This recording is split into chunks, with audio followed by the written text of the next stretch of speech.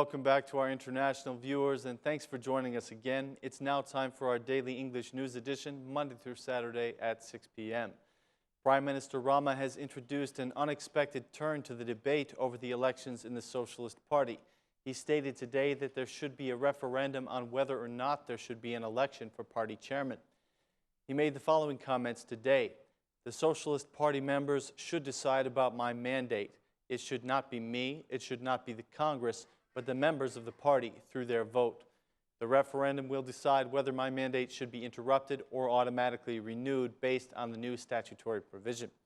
The Prime Minister took responsibility for failing to respect the party statute, which indicates that there should be elections for the position of party chairman. I want to sincerely apologize, he said. We did not have time to deal with the party elections because when we came into power, we were in an emergency situation. I have been incapable of finding the necessary time to perform the duty of the party chairman with the same commitment and efficiency that I have performed the duty of Prime Minister. The Prime Minister's duty completely conquered me. I think that many of us forgot about statutory issues for 2.5 years. The procedure of the party was not left behind out of negligence. We did not have time to deal with the party elections, said the Prime Minister. The Socialist Party chairman also responded to some of the accusations of MP Blushi. They are accusing us of bringing criminals into the party, but the truth is that we are the party that brought the most women into the parliament, into the party, and into the Congress. There cannot be different facts concerning the government. There might be different opinions within the Socialist Party, but there cannot be different facts about the country's economic growth. It's a fact that we are on the path of economic growth.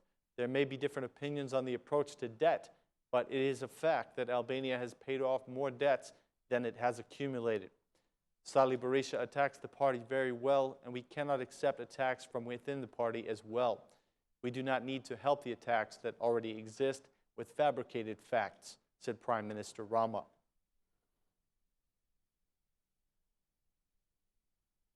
The Socialist MP MP Blushi commented today on the Prime Minister's request for referendum. According to him, the idea of referendum represents the insanity of a man who wants to enter elections with no running opponents. He said, referendums are for issues and not for people. On what issue does Rama want to hold a referendum? To receive a permanent mandate? This is absurd. We are being told not to respect the statute that's in power, but a statute that has not entered into power yet. I am in favor of a referendum if we are going to vote on the statute, said Blushi.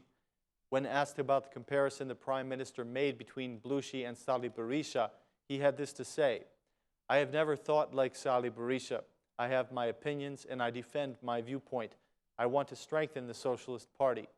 He supported the statement of the Socialist MP Arta Dade, who has said that the lack of democracy could have caused MPs to leave the party. Arta's speech was one of the best. He said, I think it has caused many of them to think, and I hope it has an effect. I saw a disappointed person who claimed that there are many other discontented people in the party, said Blushi. He did not give a response to whether he is considering the idea of creating a new party. Meanwhile, a movement for democracy within the Socialist Party is being formed. Several MPs are part of this movement, including Blushi, but Arta Dade has not joined the movement yet, even though she has been very critical.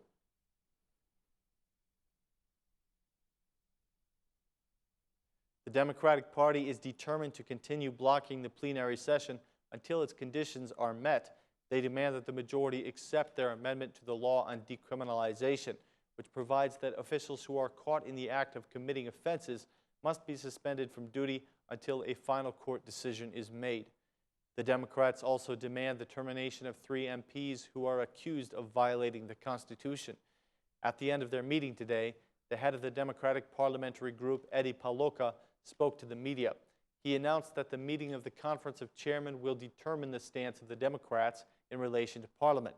He said, the decriminalization law prohibits officials who are caught committing crimes to perform their public functions until there is a final court decision. We are all witnesses to an unprecedented act in which a majority MP accused of assaulting several people suddenly appeared in Parliament with the blessing of Rama, said Paloka. The other point we demand is the implementation of the Constitutional Court rulings. We have 3 cases of constitutional violation. 3 members of the majority have have openly benefited from public funds. In the near future, we will demand that these MPs be legally prosecuted, he said. The Democrats have now introduced a second amendment, which is related to inquiry commissions. Mr. Paloka explained, the Second Amendment is related to the function of investigative committees. There is an agreement about the implementation of the Constitution, which obligates the majority to adopt these investigative committees and make them functional. This agreement was violated by the majority, who have prevented the establishment of the committees. He added that his party's demands are in accordance with the regulations and the political agreement that was reached in December of 2014.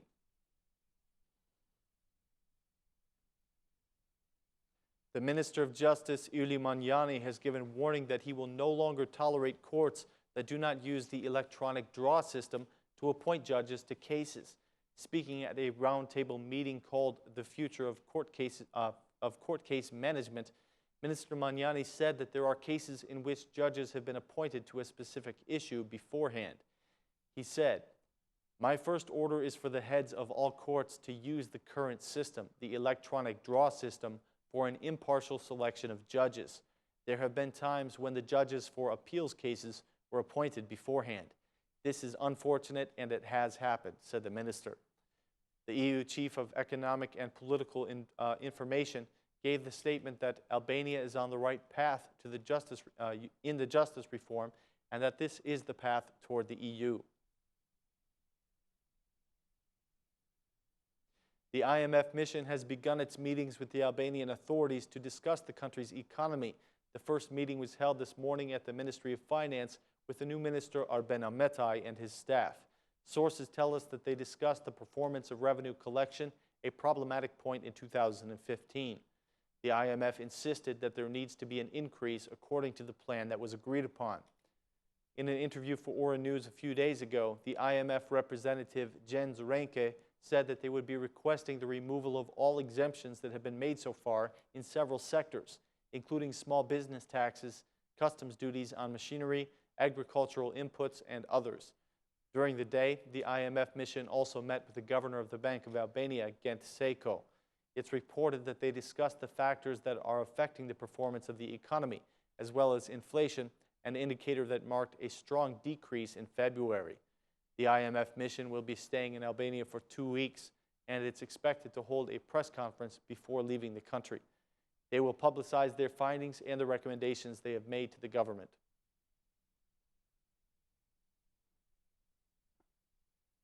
The Bank of Albania has reacted to the decline of inflation in February, which hit its lowest level since 2003 at 0.2%.